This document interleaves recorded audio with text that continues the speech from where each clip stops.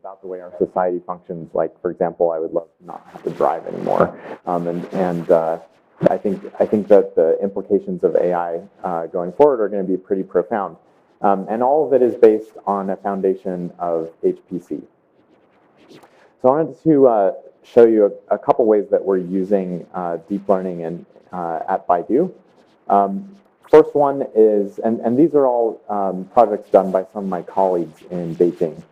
So the first one is an OCR-based translation app.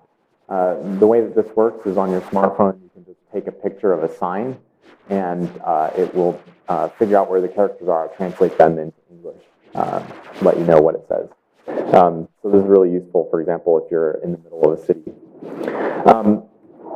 Baidu has a lot of data, a lot of pictures on the internet, and when you're trying to help people find something, it's really important to be able to understand all that data so that you can connect it to people's queries, right, and figure out what's relevant to them.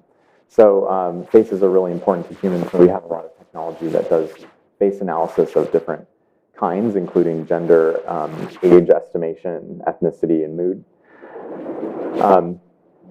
Another thing that Baidu cares a lot about is healthcare. The healthcare system in China is kind of complicated, and one of the things that people need help with is figuring out what kinds of services they should access, who they should talk to. So Baidu has an app that allows people to converse sort of in natural language using spoken Chinese, and then it sort of gives them ideas about what the problems might be and refers them to doctors who might be specialists in that area.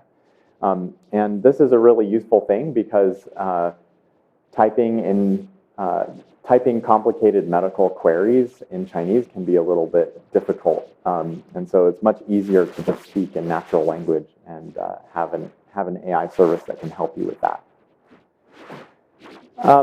Another one that happened about a year ago at Baidu was image captioning. And this one, when I first saw this, I thought this was kind of science fiction. So what we can do is, given an image, we can generate a caption that describes the contents of that image in natural language, and it's fairly good. So for example, with this yellow bus on a road, we get the caption, a yellow bus driving down a road with green trees and green grass in the background. Okay, so it's 9 o'clock in the morning and everybody's tired. What's wrong with this caption? What did it do wrong? Who wants to correct it? The grass isn't green. Okay.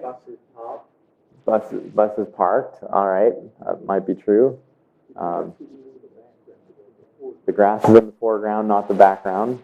So there are definitely some things that aren't perfect about this caption, but it's a useful caption, especially if you are typing a query into a search engine looking for buses driving in rural environments, right? This caption, even though it might not be perfect, is still useful. And I think a lot of things in AI are currently at this stage where we're doing surprising things that we didn't think we were going to be able to do, and we're doing them pretty well, not perfectly, still room to improve.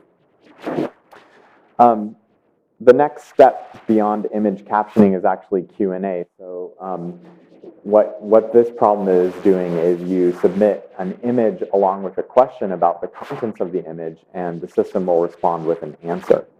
So for example, what is the color of the bus is the question that you submit about this image of this bus, and the answer is the bus is red. Or what in the image is yellow? The answer, banana. What is there on the grass besides the person? Answer, sheep. So this is really cool. When I was a graduate student a few years back, we were struggling to identify objects. So being able not just to identify objects, but to understand some semantics about how the objects are related to other objects in the image and how they might be related to a natural language query. All this is really exciting, and it's all being driven by AI. At Baidu's Silicon Valley AI Lab, which is based here in Sunnyvale, where I work, we're focused on making natural user interfaces much better. And our goal is to make interacting with computers as natural as interacting with humans. And there's a bunch of different AI problems involved there, including speech recognition, emotional understanding, semantic understanding, dialogue systems, and speech synthesis. So we're working on these problems primarily, our lab is new, so primarily we've been working on speech recognition because you have to start somewhere, and speech as being the input modality seemed like a good place to start. So I wanted to actually show a demo of this working, and the great thing about demos is that they can fail, otherwise they would be PowerPoint. So let's see if I can make this work here. Okay. So what this demo is doing is video transcription. So I can just take a video from my computer and drop it in. And when I play it, what it's going to do is take the audio stream from the video, send it to a server that we have not too far away running our speech recognition engine on the internet. And then it will return responses in real time. So let's hope it works. I'm going to hold my mic up to the computer so that hopefully we can all hear it. The primary challenge that we were addressing is manufacturing robots in a very accessible way, very quick. And so we were looking for alternative methods to bring a full electromechanical system together. And one thing that we saw is that origami can produce very complex structures. Assembly by folding is not only inspired by origami, but it's also inspired by natural systems, ranging from unfolding of leaves and insect wings to protein folding. Great. Again, this isn't perfect. It messed up on the word here, origami. It said organic, but it's almost perfect. It did a pretty good job. Can show, let's see, there's another one that I grabbed recently. Let's see if I can pop it in there. This is me talking at NVIDIA's booth at Supercomputing 2014 about deep learning. So this is kind of meta. Let's see if it works. All right, so before I get started, I'm wondering who here has done machine learning work in the past? So a few of you. So what I'm going to be talking about today is kind of an overview of what deep learning is and why it's important to machine learning, and then also talking about how GPUs make a big difference in our work at Baidu. Okay, there we go. So again, not perfect, but pretty good, and I'm really excited about the progress that we've made. If you think about trying to enable conversational interfaces, having much better speech recognition, especially in environments that have noise in it, can be really useful. So the way that I'm going to be talking a little bit about how we've done all this, and it's all built on HPC.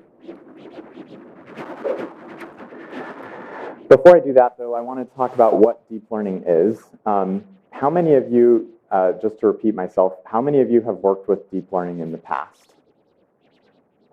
Okay, so a few of you. How many of you have heard about explanations about what deep learning is? So a few more. Okay, so I'll try to keep this relatively brief.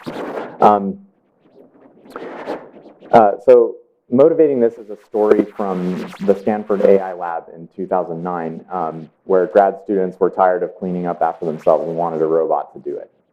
So built a robot, and the robot had an arm, and it could pick up coffee mugs.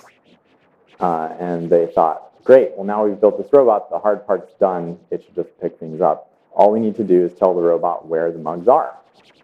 So imagine that we have pictures of mugs from a camera and some sort of magic machine learning algorithm, and that makes a magic cleanup bot. So that was the hope. In reality, what happened when they tried to get this working was that the robot wasn't sure where the mugs are. And it may be hard to see given the colors on the screen, but if you look around here, there actually is a mug, and it actually was detected. And over here, there's another mug, and it actually was detected as well. The problem is that it thought lots of other things were mugs as well, including its own arm. When robots try to physically recurse in the physical world, it doesn't actually work. So how do we fix this? Machine learning can solve a lot of challenging problems, but it is a lot of work. And eventually, the grad students turned away on it for a while, and they got it to work about 95% of the time. So the question arises, why was it so hard for a robot to know where a coffee mug is? After all, you and I can do that task really well. And one of the fundamental reasons is because the representation that computers have of data is not very useful. So to a computer, a picture is just a matrix of numbers. It's just a bunch of numbers. And numbers in an array are not a very good way of differentiating between coffee mugs and not coffee mugs. So to illustrate this, imagine that I just randomly sampled 2 pixels from a picture, and I'm going to plot every picture on a 2-dimensional plane, and we're going to try to see where the coffee mug pictures end up and where the non-coffee mug pictures end up. And as you might imagine, there's basically no rhyme or reason because this pixel representation just isn't very useful. So all of the coffee mugs and all the things that aren't coffee mugs kind of end up on top of each other.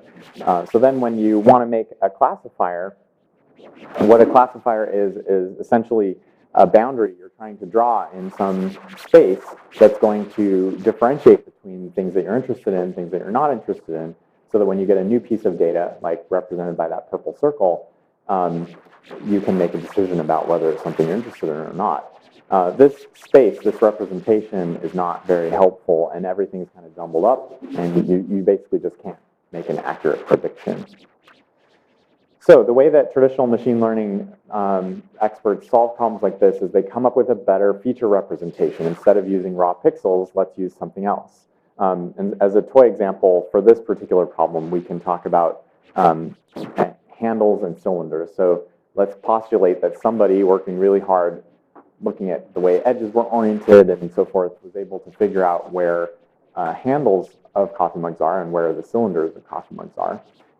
If we had reliable detectors for handles and cylinders, then we could plot images on a different 2-dimensional space of handles and cylinders, and we would expect all of the mugs to end up in the top right of that space because they would have a strong signal on handle and a strong signal on cylinder, and we would hope that all the things that aren't mugs would end up in the sort of bottom left of that space where basically they just don't have that signal present. If that actually happened, then what we could do when we were confronted with a new piece of data that we wanted to classify is we could just see, where did we fall in the space and label it as a coffee mug or not. And so that's how machine learning has worked for a long time, is that there's a feature extraction problem that tries to find a better representation from your original input data to the data to some feature space that is actually more discriminative for the problem that you're trying to solve. And then you can toss it into a classifier and get a reliable result. And so in practice, enormous amounts of research time has been spent inventing new features. And it usually goes like this. You have an idea, you code it up in MATLAB, you run it on a workstation, and you test it, see where it did well and where it did wrong, do a failure analysis, and then you think really hard and get some new ideas and iterate. This works really hard, works really well, but it's a little bit hard because it requires a smart person in the middle of the loop to come up with all those new ideas and come up with better feature representations. So the idea about deep learning is to have a computer do that. And basically to learn multiple stages of features, basically go progressively from the input space, the input feature space, to a more discriminative feature space step by step, where each step is trying to learn some features that sort of incrementally get us closer to a space that helps us make a decision. So for example, with this coffee mug, if the first feature set was actually extracting edges and sort of light and dark regions, which is what these filters here on the bottom represent. They're detecting edges at different orientations. Those could be features that would be really useful for us to figure out whether a handle, a coffee mug handle, was present in the image. And then if we knew where the cylinders and handles were, we could draw a line in that space to come up with another classifier, basically another feature that's a one-dimensional feature where all the stuff on the left is not a coffee mug and all the stuff on the right is a coffee mug. So it's really easy for us to make that decision. So that's the whole idea behind deep learning. There's a lot of implementation details though. And one question is, how should we represent these features? There's a lot of different ways that we could do that. And what people typically do is use neural networks. So a neural network is a very simple function. It's essentially just a linear combination of a whole bunch of inputs followed by some nonlinearity. And this is like the simplest possible, well, maybe not the simplest possible, but one of the simplest possible nonlinear functions that has both a lot of expressive power because that linear combination can learn a lot of things. There's a lot of parameters there that it can learn. But it's also very simple, right? Because I can describe it in terms of linear algebra operations followed by pointwise element operations. And if you think about it, when you compose a bunch of these together, which is what happens when you stack deep neural networks together, what you're actually doing is creating a very complicated nonlinear function. And that's what we need to do in order to solve these hard AI problems. So earlier I was showing our speech recognition system in action. Our speech recognition system is just a very nonlinear function where the input is audio data and the output is characters. A function is just any mapping between a domain and a range. And so we can map between these very complicated input domains and complicated output ranges. We know the function exists. Each one of us is using that function right now, right? As I'm talking and you're listening, you're using that function, and it's a fairly unambiguous function if you're understanding what I'm saying. So this function exists, even though we don't know exactly what its mathematical form is. And the great thing about neural networks, deep neural networks, is that it's a very simple mathematical form that allows us to cover a huge space of complicated and useful nonlinear functions. And so basically what we're doing is we're cascading a bunch of these networks together. It's kind of multiple layers. And you can imagine that each one of them is learning features, learning a feature representation that progressively gets us towards the end. And the composition of all of them is a useful nonlinear function that performs some important AI task. Okay, so there's a lot of different ideas about how to do AI. Why is deep learning important? And I think there's three main reasons for that. The first is that scale matters. So bigger models usually win, and because deep neural networks are so simple, the description that I just gave you is essentially complete. Because it's so simple, it's really easy to scale it compared with other types of AI models. And it has favorable computational properties that I'll get to in a second. But basically, because we can use HPC to train them, then we can train bigger models. Second, data matters. So right now, companies like Baidu have access to huge amounts of really interesting data that we can use to train these models. Before that data existed, it's really hard to get a technique like deep learning that relies ultimately on the quality of the data in order to do some task. It's hard to get those kinds of techniques to work. So deep learning is really enabled by large data sets that we have access to now. And then third, I think productivity matters. So because deep learning is simple, it's a thing that many teams can understand and start making progress on. And we can automate a lot of it. We can make tools that help improve our productivity. And I think that matters as well. So one of the main advantages of deep learning is just that it's very simple. Okay, so I come from a parallel computing background, so I care a lot about HPC, which is how I ended up working on deep learning, because it's a place where we can make progress on AI by having a systems focus.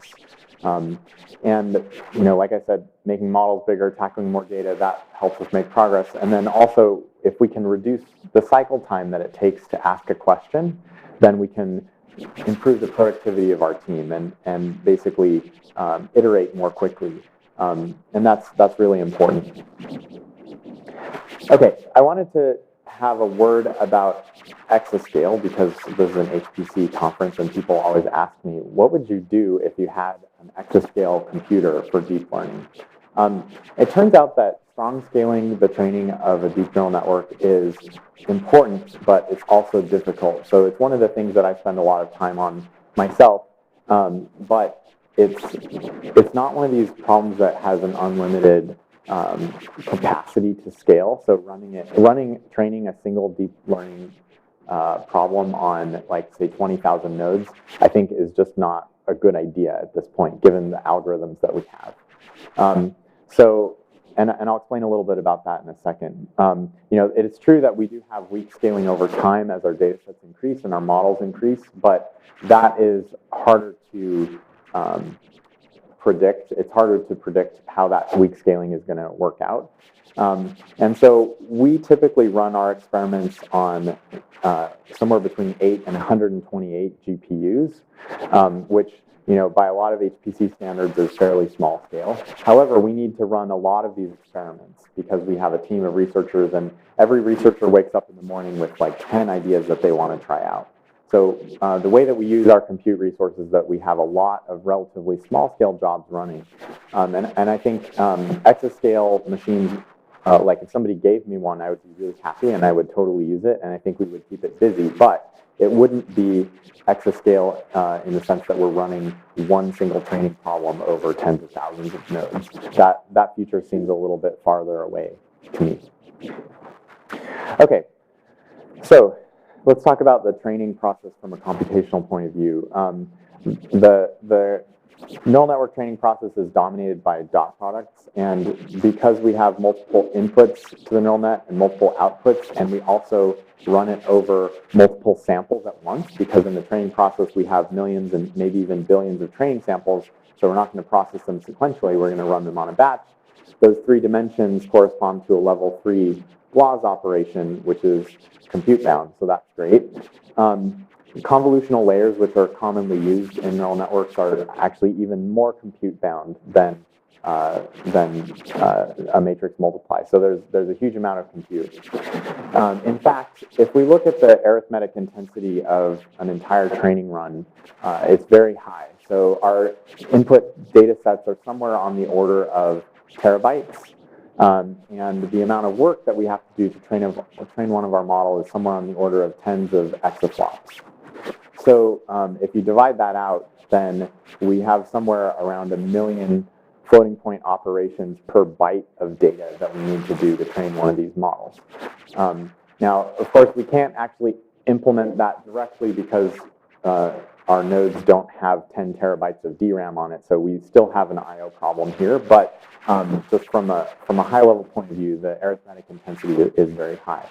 And I want to sort of put this in contrast with some other machine learning applications that you may have heard about, and big data applications using tools like Hadoop, for example. So Hadoop jobs, typically what they're doing is running very simple computations that have essentially very modest amounts of arithmetic intensity over large data sets on huge numbers of nodes. And so if you look at the arithmetic intensity of those kinds of jobs, it's more like 1 floating point operation per byte, if you're lucky, right? A lot of Hadoop jobs are actually much less than that. And so if you think about it, these lead to very different technological solutions for the training problem for deep neural networks versus other sort of big data problems. And I wanted to mention this just because I think there's a tendency, especially for HPC people, to perceive big data and analytics as a monolithic field, and actually there's a lot of diversity. So the stuff that we're doing in AI with deep neural networks is very compute bound, very computationally intense, has a lot more traditional HPC components to it than a lot of other very important big data analytics processes that are running on, say, Hadoop, for example. Okay, so I like to say that deep neural network training is high-performance computing, and the reason that I believe that's true is because we care a lot about the turnaround time. So the faster that we can answer questions about our data, the faster we can make progress in AI, and so that leads to a lot of investment in figuring out how we can train our models in the most efficient way possible, computing at the limit, basically. So we think a lot about what's our peak throughput in any particular dimension, how close are we to that particular throughput? We use the most efficient hardware we can get. We use lots of heterogeneous computing. We use InfiniBand and PCI Express to connect all of our processors. And we care a lot about strong scalability because our models and data have to be of commensurate size. So all of this should be very familiar to HPC researchers. Okay, so now I want to talk about the algorithm briefly. So we use something called stochastic gradient descent to train our models. And stochastic gradient descent is a very simple algorithm. What we do is we take a batch of samples, we run it through the network, and then we compute a loss based on what the output of the network was, what it predicted, and what we know the ground truth should be. You could think of a loss function as like mean squared error, for example. And then we take the gradient of that loss function with respect to the weights of the model. And we compute that gradient. And once we have that gradient, then we just take a step in that dimension, in that direction. So it's just a very simple gradient descent algorithm. And the thing that is a little frustrating about it from an HPC point of view is that it's a kind of a sequential algorithm, right? So it would be wonderful if we could make our mini batch arbitrarily large and just use all the data to figure out the most perfect estimate of the gradient with respect to the weights, and then take a huge step in that direction and jump straight to the optimum. However, the spaces that we're optimizing are extremely non-convex, and it doesn't work like that. So what we end up doing is taking a lot of smaller steps in sort of a sequential way, and each of those steps we parallelize as much as we can, but there's limits to what we can do. So for example, this is just basically a cartoon illustrating the same point that I just made.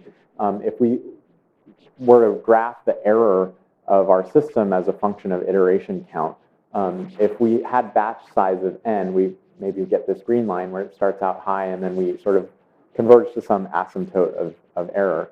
What we would hope if we doubled the batch size is that we would go to that dotted red line where we essentially converge to the same result in half the number of iterations, because at each iteration we're doing twice the work. But instead what we get is sort of the purple line where we converge not quite twice as fast. And this is because we've taken fewer steps, right? So the sequential nature of this algorithm that you just need to take more steps is important. Okay, so this has implications on how big we can scale and what kind of hardware we want to use to train, because we're going to be very dominated by how quickly we can synchronize as we scale. Our infrastructure is built out of CUDA, NVIDIA GPUs, MPI, and our own internal library. We build nodes that are pretty fat, that have 8 Titan X GPUs in each of them. And we connect them with Mellanox InfiniBand interconnect. The node architecture that we use looks something like this, where we have 4 GPUs connected to each CPU on a PCIe tree with PCIe switches. And this allows each of our GPUs to communicate to its neighbor in a pairwise fashion at full bandwidth. And then we can communicate peer-to-peer between groups of 4 GPUs. Communicating between more GPUs requires moving data across either the QPI bus that's connecting the CPUs or through InfiniBand between nodes. There are a couple different ways of parallelizing the training process that might come to mind. First is something that we call model parallelism, and the idea there is, hey, you've got this big, huge neural network, why don't you cut it? And then the links that are cut, you're going to have to communicate kind of using ghost cells or some standard parallelization technique. The other type that we use is called data parallelism, where we take the mini batch and break the mini batch up into smaller sub-mini batches and then communicate using MPI all reduce between all of the ranks. It turns out that for our models at the moment, and our hardware at the moment, the synchronization costs of model parallelism make it not worth the effort. And this is because our models like each layer isn't large enough to hide the latency of synchronizing between processors. So at the moment, we're not doing model parallelism, we're doing complete data parallelism. This is something that can change, right? Like basically there's kind of a coevolution going on between the hardware and the models and the data. If somebody were to say, hey, instead of doing a gated recurrent unit with, 2,000 units, I want to do a gated recurrent unit with, say, 8,000 units, then the answer to this question might change. And I might say, oh, an 8K by 8K matrix, that's something we can parallelize, whereas a 2K by 2K is just too small. Okay. Let's see. I think I need to be done in a relatively short amount of time, so I'm going to try to end on time. I'm going to talk a little bit about speech recognition. So I gave kind of the overview of what deep learning is and how it works. So now let's make it more concrete, talking about the problem that I've actually been working on. Basically, instead of using standard hand-selected features as the input to our system, we're going to use a big deep neural network. And instead of having the output be phonemes, which are then decoded by a hidden Markov model that is sort of standard in the speech recognition industry, we're going to replace that and have our neural network do all the work and have it output character probabilities directly. And so that, we believe, is going to allow us to scale to bigger problems and get better accuracy. Let's see. So this is the way that our model works. The input is actually a spectrogram. It goes through the neural network, and then the output that comes out is character probabilities. Okay, this is also saying the same thing. We use something called recurrent neural networks in order to do this. And recurrent neural networks are really good at modeling temporal dependencies. So if you have data that has a sequential structure in it, like time series data or text, then recurrent neural networks are really useful. And the way that they work is sort of time step by time step. You have a neural network that computes a new activation that then goes into the next time step and is combined with data from your next sample into a neural network that then is going to compute another activation. You just sort of iterate on that until you get your result. So RNNs are really useful for these kinds of data, which I think is really important. Like sequential data is often very valuable data. But again, it's a little frustrating because it's a sequential model, right? So you have to compute the output of the neural network at time t-1 before you can compute the output of the neural network at time t. And you can't use tricks like scan parallel prefix sum because it is not associative. In fact, the operator that we're doing here is like extremely non-associative. Otherwise, it wouldn't actually be able to compute the nonlinear functions that we need in order to solve this problem. So you might be asking the question, if your input is a spectrogram and the output is a string of characters, how do you know whether you did well? What's your loss function? And this is actually kind of an interesting problem because if you don't know the alignment of how each character should align with each time step of your input, there are many different choices of alignments you can make. In fact, there's a combinatorial number of alignments that you can make. So for example, if I have the spectrogram here and it's representing a person saying the cat, how do I know whether the transcription on the top or the transcription on the bottom or any other alignment is the right one? Sometimes characters can stretch over multiple time steps. Sometimes we can have a lot of blanks between characters where there's basically nothing that's being said, right? So how do we figure this out? And basically what this loss function called Connectionist temporal classification does is sum using dynamic programming over all possible alignments. And it's actually a polynomial time algorithm to do this. And so we can do that, and because it's a differentiable function, we can take the gradient of this loss function with respect to the parameters and then perform backpropagation in order to actually do gradient descent. So that's what we do. We recently open sourced this. It's kind of a fun little thing.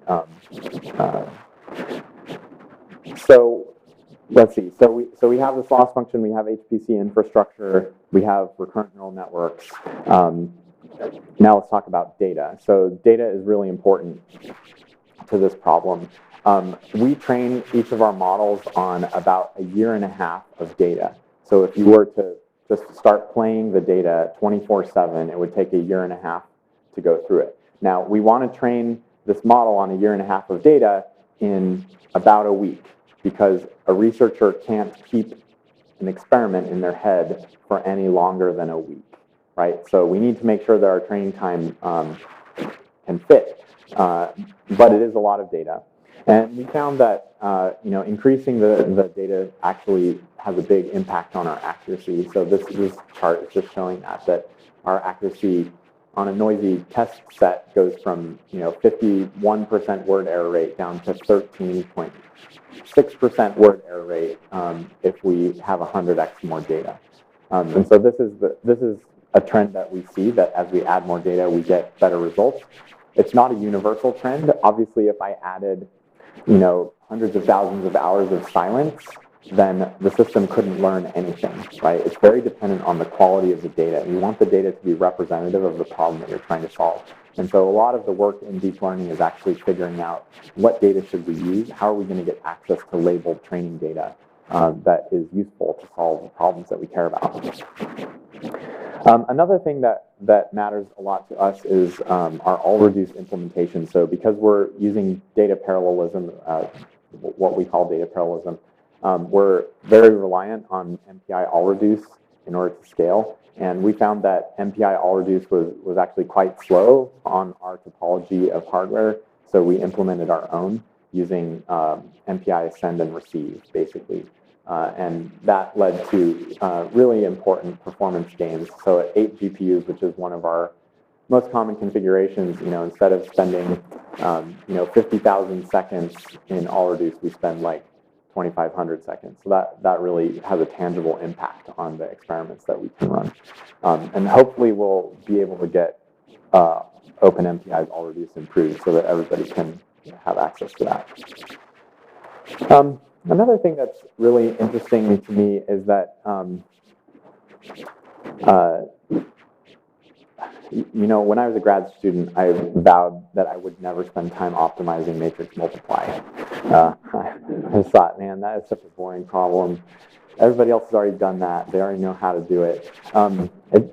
Unfortunately, we've had to spend a lot of time figuring out the right matrix multiply kernels to use, because it matters quite a lot. And I think one of the reasons it matters is because we're in a strange regime where the sizes of our matrices are a little wonky.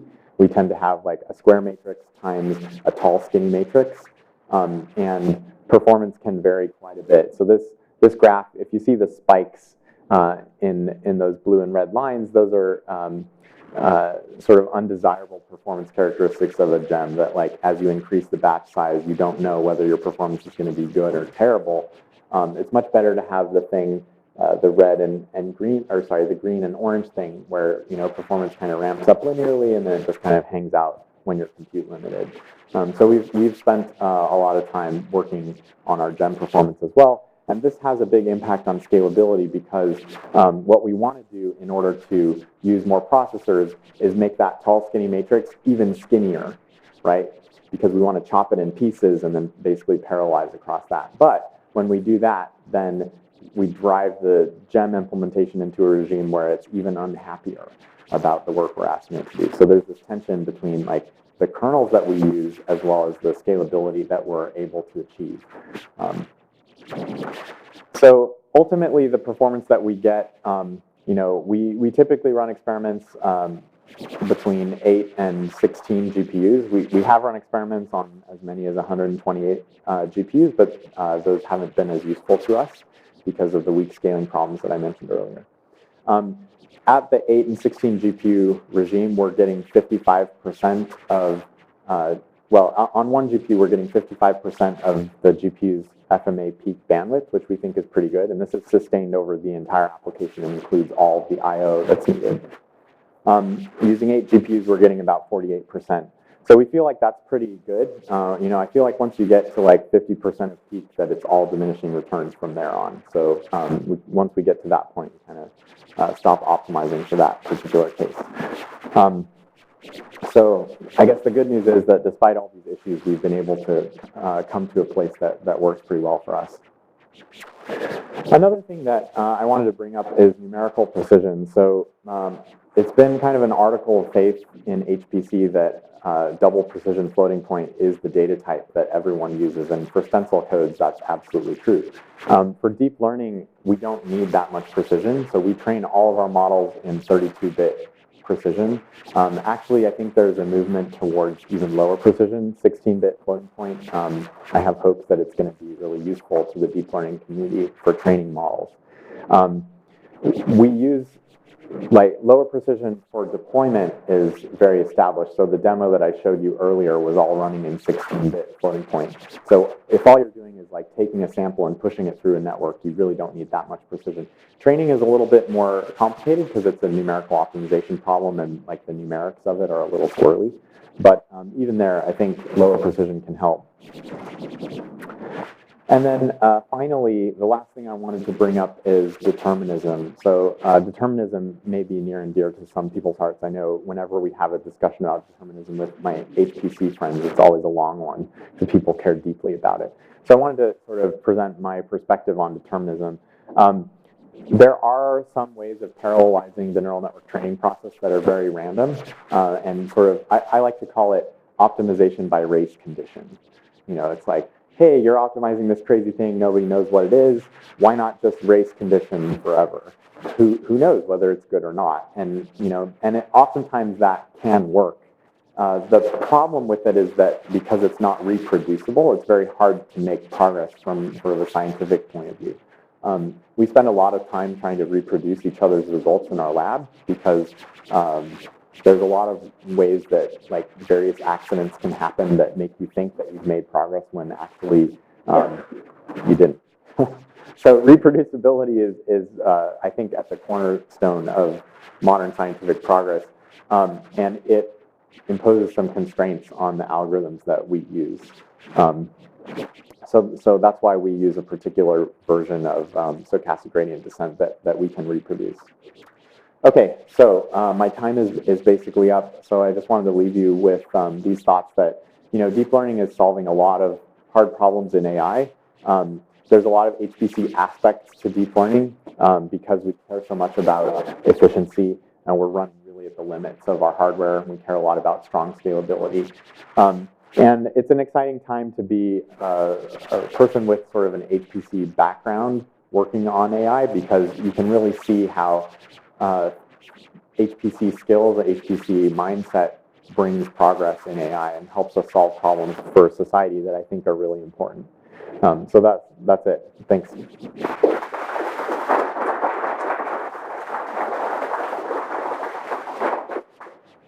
Yeah. You mentioned you made improvements on MPI because they think are any of your training data or code open? Yes. So the question is open source. What do we think about open source? So we have open source, for example, our CTC loss function implementation, which is kind of complicated. And we did that because we felt like there was a big need in the community for a good implementation of this loss function. And it was a sort of self-contained thing that we could give to the community.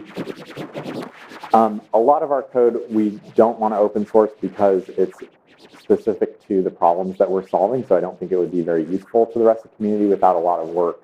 And I take that seriously. So like throwing code out on the internet doesn't really help. The thing that helps with open source is commitment to working with the community to make progress. So we try to be strategic about what we open and what we don't. We open the things that we think are going to be most useful to people that we can actually reasonably support. The other question about data is a little bit more complicated. So I think there are some interesting movements in the AI community to create useful open source data sets that people can use to train. ImageNet, which is an image classification training set that has been out for a while, has been really successful in rallying the community around it. So I'm very interested in coming up with other things that are like that. However, a lot of our data is confidential and just can't be released on the internet. So there is a tension there. Yeah.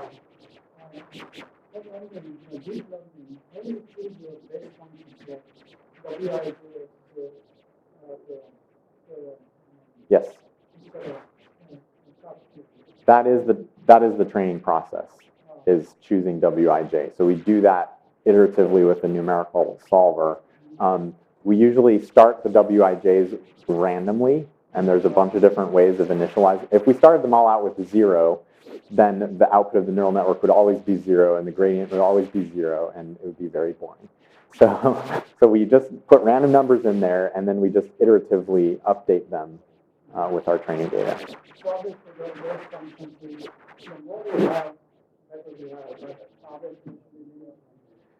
It's very empirical. So the question is, how do we figure out how many parameters are in our networks?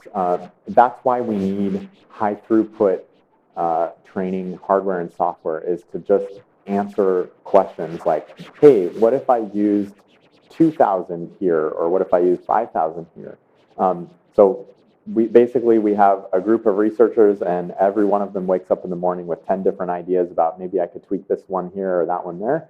And then so they just type it into a config file, set off a training run on the cluster. We use Slurm to manage the cluster, so we have lots of different jobs running all the time. And then we have web front ends that sort of watch the progress of the training as it happens, so that people can kind of decide whether an experiment's worth continuing or whether they should terminate. But it's all very empirical. There is not a theory that is useful to help answer these questions.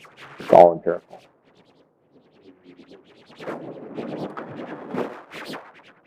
Okay. Well, I think my time is pretty much up, so.